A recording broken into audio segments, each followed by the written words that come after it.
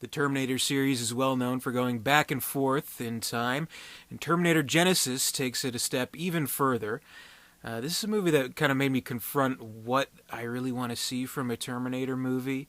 Um, just yesterday, I posted a review of Terminator Salvation, and I was kind of disappointed in it that it didn't really show like the future wars as much as it could, showing humans and machines battling and things like that. But now I feel maybe I was a little bit misguided in what I wanted to actually see from a Terminator movie, because there's really nothing much to say there. I think that's why the first two movies were as good as they were, because it really wasn't really about that. They only really show glimpses of that and talk about it a little bit.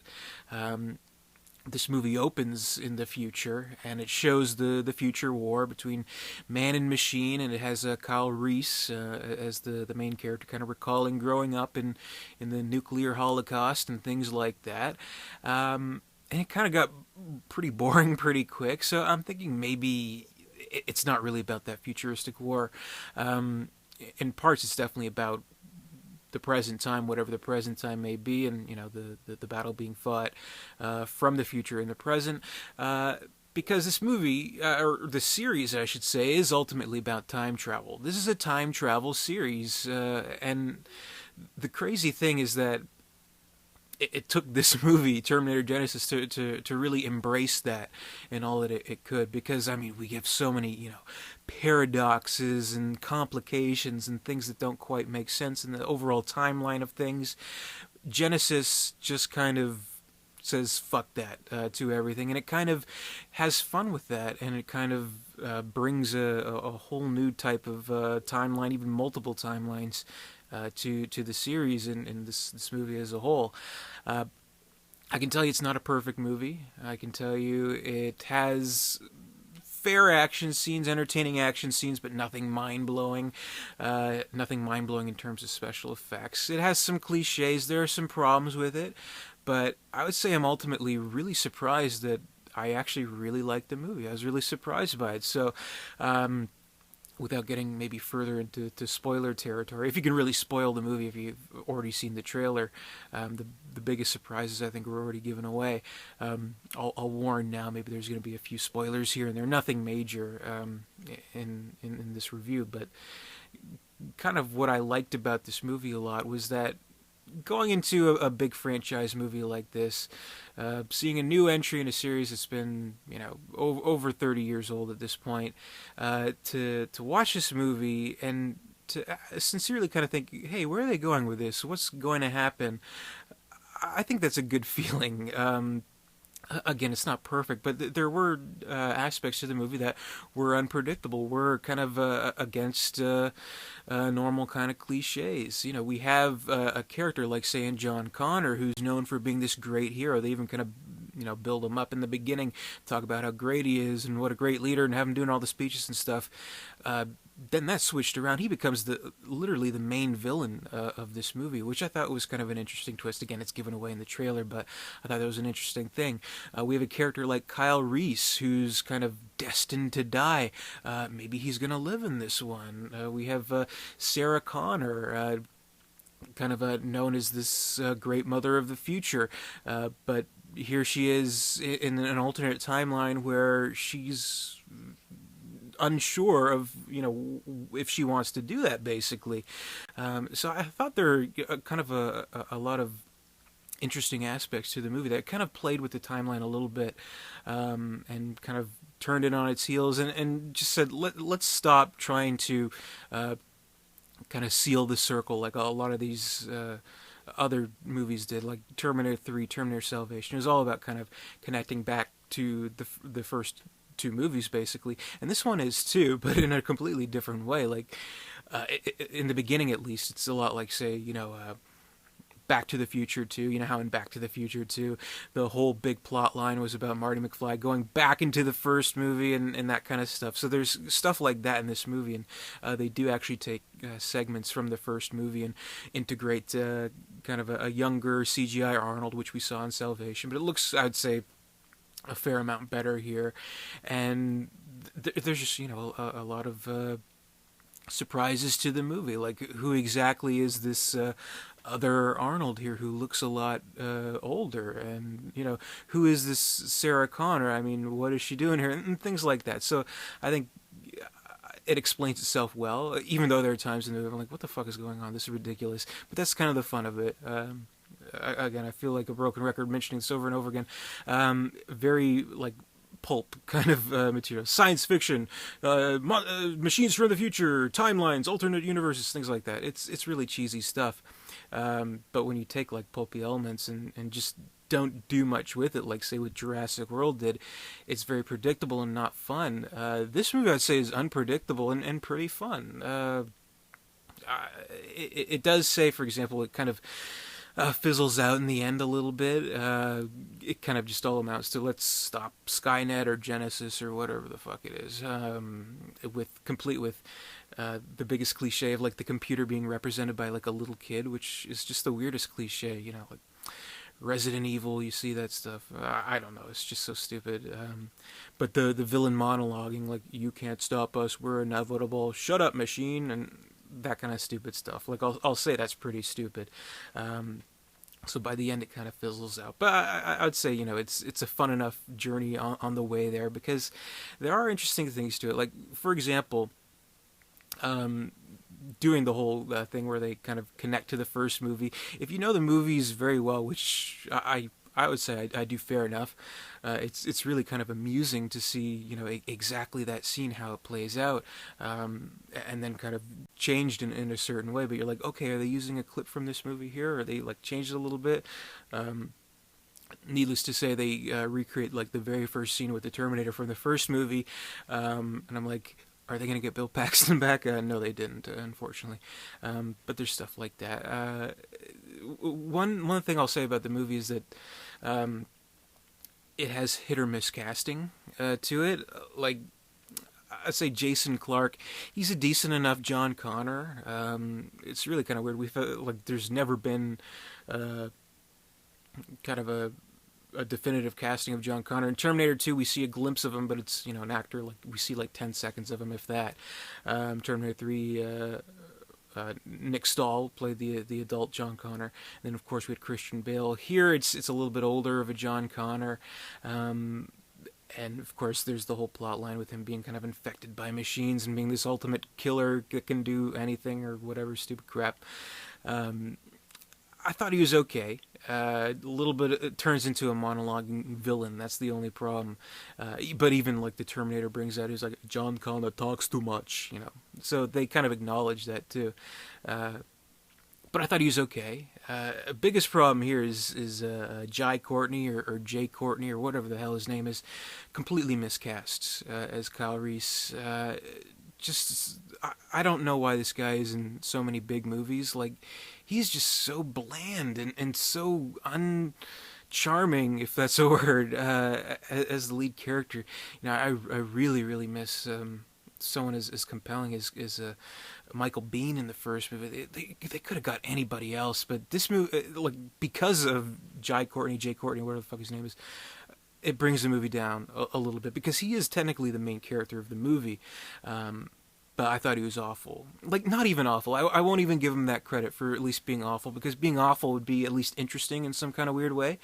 He just is bland and sucks. He sucks.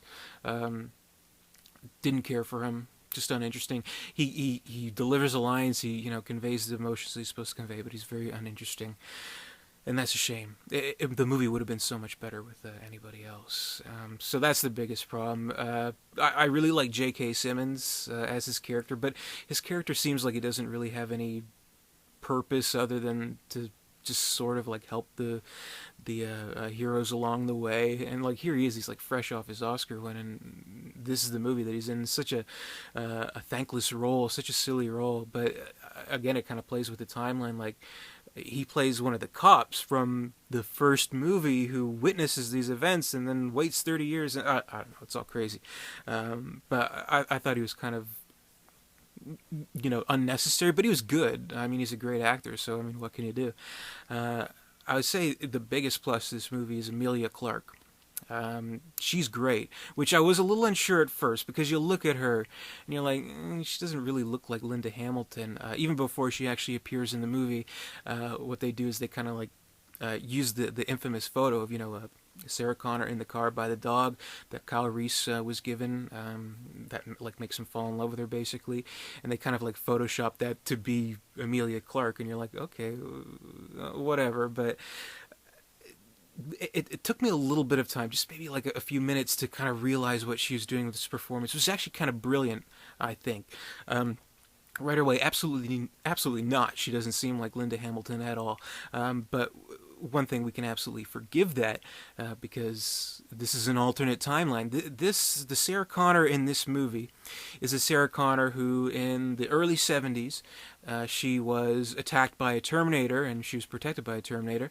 So when she was 9 years old, and she kind of kept her Terminator basically, and that's why, of course, if you didn't, see the movie or have it explained to you, that's why the Terminator looks a little bit older. So this is a Terminator who's stayed with a kid, as kind of like a father figure, which I think is cool.